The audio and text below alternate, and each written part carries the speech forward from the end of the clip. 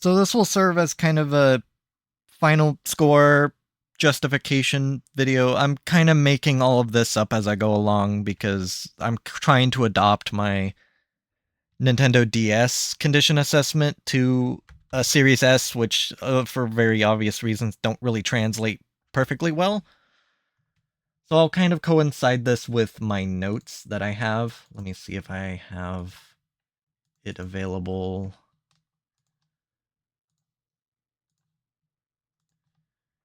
So here are the notes I've been taking on this console. I'll just blow them up so we can just kind of go through them. Series S, serial number, I usually read that out, 03410222127. Motherboard serial number, that's just I just copied whatever was on the sticker that was pasted on the motherboard. And I think we're going to say ready to sell, woohoo! So what was originally wrong with this console is the HDMI port had a chunk taken out of it. It was just completely unusable. Multiple pins were just floating inside the port. I think I even broke a pin off trying to see if I could get a display out of it, just to see what it was what I could do with it, like what condition it was in before I go ordering a HDMI port replacement and going on from there. And really, all that was the problem. It said it was missing a foot. I did find another foot, so I was able to supplement the foot that's on it and restore all of the feet, per se. And the main problem was it just needed an HDMI port. After replacing it, after some difficulty, that was the first time I ever put on an HDMI port, and initial testing looked good. Main problem I was noticing initially was the HDMI port had some weird stability issues, where if you just touch the HDMI cable while the console is on, it will cut input for a fraction of a second and reinitialize. After all of my testing, even going as far as putting another port on, another brand new port, I couldn't resolve this instability. I don't see this instability on my personal Series X, but I was able to get this instability on another Series S that I have. So my current assumption is either all of my HDMI cables are just worn and just have similar issues. Of the 4 HDMI cables I tried, all of them had this issue, or this may be a quirk of the Series S, or maybe just the port I replaced is just slightly out of spec, like a fraction of a millimeter out of spec, so it does not grab onto the HDMI cable, or rather, the HDMI cable doesn't grab onto it as it should. But so that is definitely just something to keep aware. I'll show that here in a second, what exactly that means. Running through the the 2 phases of testing as I've come up with, a controller paired, an hour of Red Dead Redemption 2 writing back and forth for an hour resulted in a max temp of about 50.9 degrees Celsius. All of the ports on the console work aside from the expansion port, because I can't test that, I don't have an expansion card. The Red Series controller that I have works perfectly fine. And as far as the physical condition is concerned, I gave it a 3 out of 4, very good. And I'll show what these actually mean instead of my sort of vague descriptions. And I guess I'll do that right now, since I already have everything unplugged and I'm ready to show it. Now, a majority of that docked score comes, you can probably see right here, there's 2 good scuffs. There's some like paint removed right there, scuff, and then right here along the edges, I don't know if like something was dropped or maybe this console was dropped, but it deformed the plastic a little to almost make like a little burr. It's nothing significant, of course, but it is there.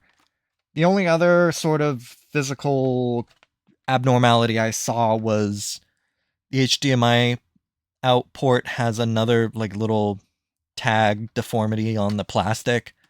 Most likely is whatever happened to it is probably what broke the HDMI port to begin with. So I don't know the story about that, but and I did replace one of the feet, and all 8 feet are present. So as far as the console goes, let me get it plugged in.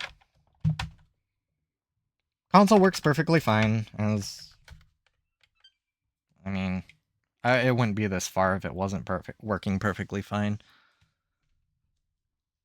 It's gonna cold boot, so it's gonna take a second. I'm trying to find my little remote. Here it is. And then this will be the controller I'll be pairing with it, which is a Red Series controller, which also works. I mean, it works perfectly fine. The thumbsticks are slightly off-center, but they're not enough to make an input. I'll also show that.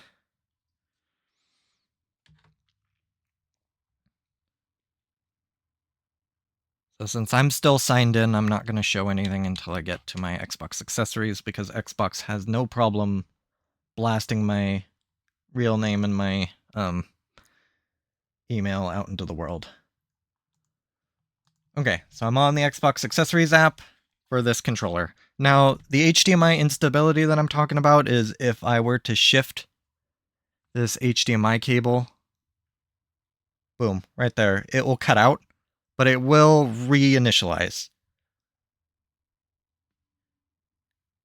And that's just me, like, shifting the HDMI cable around while it's plugged in. Sometimes it does it, sometimes it doesn't. I mean, I am able to repeat it, so that is an issue. And I mean, now I can't seem to repeat it unless I do some pretty wild, like, HDMI movement. But you see the point, is that bumping the HDMI cable could cut the input just for a couple seconds. Which, if you're playing a game, that's obviously not good, but the way I kind of see it, unless you have like animals or children yanking on your HDMI cables, which is already a bad thing to begin with, this should be a non-issue. I would say this is otherwise benign. But it does happen, and it was something that I noticed, and it's not something that I've been able to fix. I did the best I could to mitigate it as best as I could, but it's still present, and I mean, even now I can't get it to disconnect, but I was able to get it to disconnect that one time, so just be aware of that. As far as the controller is concerned, the only thing I really noticed is the sticks are slightly off-center. You can kind of see that one's not directly center. And the stick kind of hovers around that sort of zone. It doesn't go completely fully center. I did try recalibrating it. That does not fully fix it. But I did check it out in 2 different games, The First Descendant and Red Dead Redemption 2. And neither of the off-center-ness of it was enough to register an input. So even if the stick is sitting like this, sitting just slightly below center, it's not registering as an input.